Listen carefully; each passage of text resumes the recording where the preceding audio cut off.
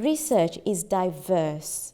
And I think it is important also having the kind of the female perspective, the female take on the findings of research.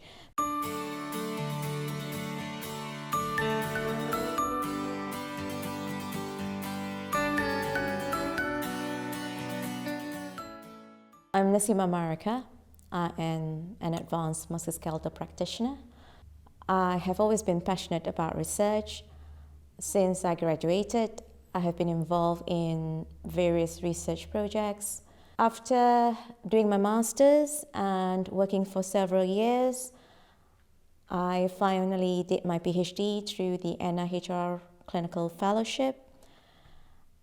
As a clinician, I have many research questions that I have no answers to, and there's nothing more exciting than being able to conduct your own research to get the answers to those burning questions that you've got.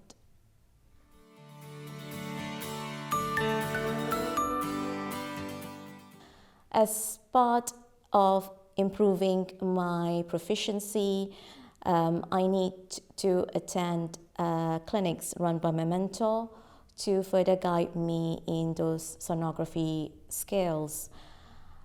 She was from a different hospital, and therefore I need to gain permission to attend her clinics. I contacted the R&D department of that hospital. Normally they would award an honorary role to allow me to attend those clinics. However, they have never dealt with AHP attending or having such a role.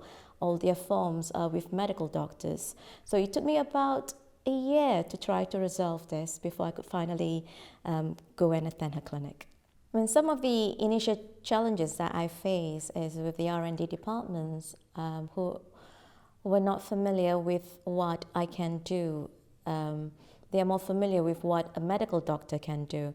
And also I was involved in a clinical trial and a drug-related clinical trial.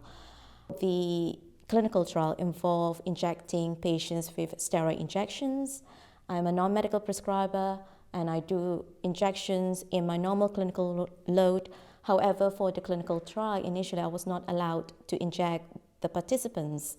So we have to provide evidence, and I got a few individuals to support my case until finally we can convince them that, it will be all right for me to inject those participants.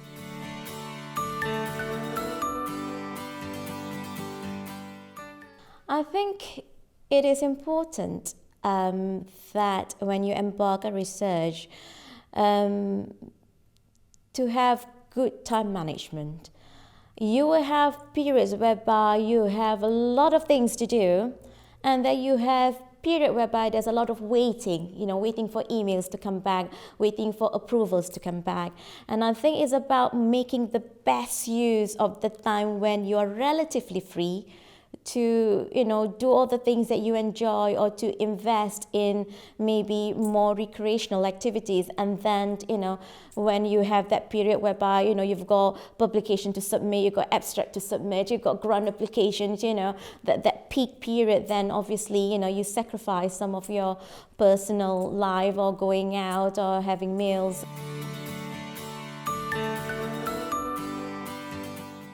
Research involves more than 100% of commitment, dedication, and investment of your evenings, your weekends, your bank holidays, and annual leaves. And I wouldn't be able to do those without the support and understanding of my family, so I owe it to them.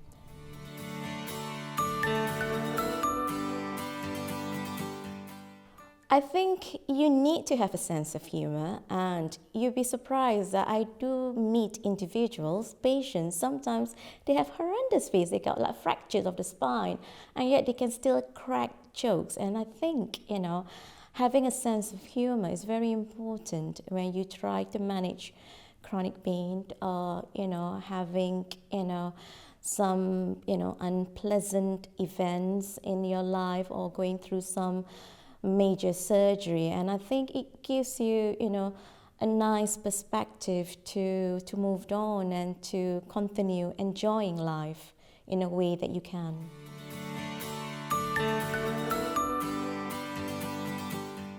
Like many others, possibly we have faced with IT and technology failure, and they normally come at the most unexpected, unwanted time. I've got my laptop crashing on the weekend when a grant was supposed to be submitted, and I've got the software that I need to use in that laptop. And I think, there's always going to be challenges in research that, you never think about. And I think when you do research, you always have to prepare for the unexpected. You always have to give yourself extra time, because there's always going to be something last minute that's going to happen.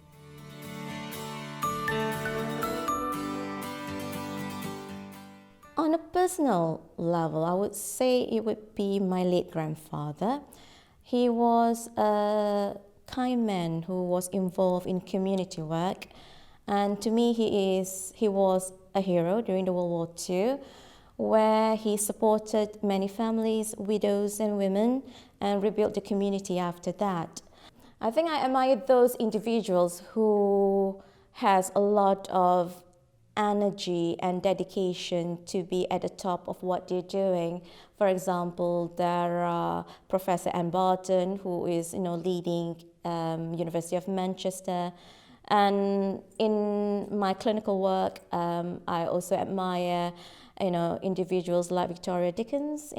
She started from being a physiotherapist, she worked her way up, and now she was a director of the orthopedic department at one point, the director of rheumatology at another point, and now she's a director of AHP. So she has accomplished a lot, and I think these are ladies that could be your role models, that you could learn something from them.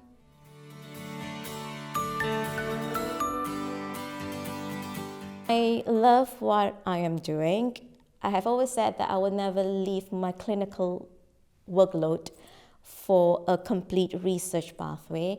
And as I said that, the reason being is because I think being a clinician gives me a very good perspective of what is going on in the clinical world. And I've learned that is a great advantage. And I think as well, I enjoy when I do a clinical trial and then I treat a patient and I'll tell them, look here, that's what we found, I probably will have an answer to that question, maybe in 6 months' time.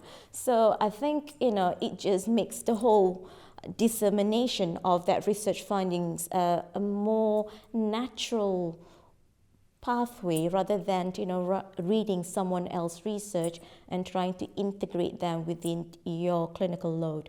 I want the AHP to be at the forefront of novel world-class research. At the moment, you'll find that the majority of clinical trials are being spearheaded by the academic institutions, and then they will get the clinicians to help with the recruitment of participants. But I'd like to see a change in culture whereby it will be the clinician who will be driving these clinical trials, and then liaising with the academic institutions to support them in their aspect of the research work.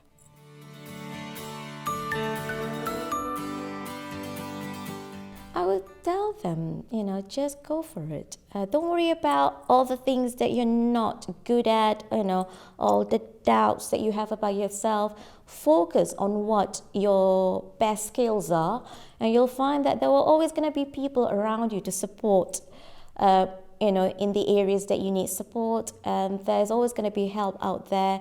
And so don't worry too much, just go for it.